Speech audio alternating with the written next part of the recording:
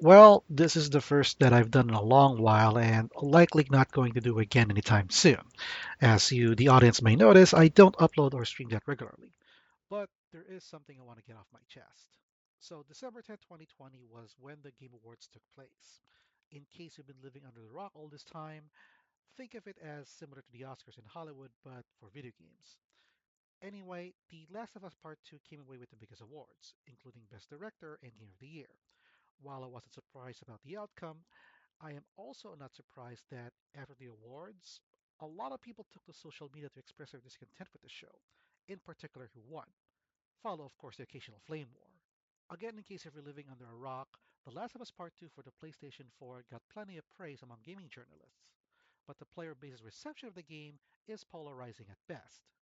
While by no means the game itself is terrible, in fact, its gameplay mechanics is well deserving of its high praise, the polarizing part among players lies in its story.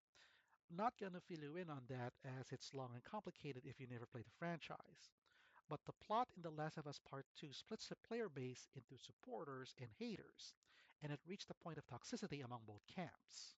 So it's not surprising The Last of Us Part 2 winning big on the Game Awards is something supporters of the game will use despite the haters. It should be noted though that in the Player's Choice category, where gamers get to vote on their pick, the title went to Ghost of Tsushima. This distinction between Player's Choice and Game of the Year brings in the narrative that somehow the choices of winners have been heavily rigged. You know, developer Naughty Dog paid these people to get the votes and whatever. I'm here to tell you that's not how it goes. A simple look at the Game Awards fact page tells you the voting process in which a winner is determined by a mix of the voting jury, which is 90% of the vote, and the fans, 10%. The voting jury refers to gaming journalists or people who cover games within the entertainment industry.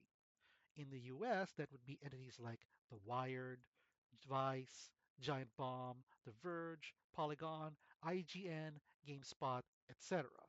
As you can see, it's no different from how the Oscars in Hollywood select their numbers.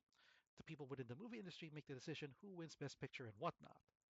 Given how the voting jury are all showering praise towards The Last of Us Part 2 with perfect scores and all, it shouldn't come as any surprise that the game would get most of the gold. Now, does the voting jury have a bias towards The Last of Us Part 2? Maybe. But assuming that is the case, so what? The same can be said with virtually every other award ceremony. The original Star Wars movie has a legacy of being a technical marvel on how to make a really good movie. But it was never even nominated for Best Picture because the bigwigs in Hollywood don't like sci-fi films.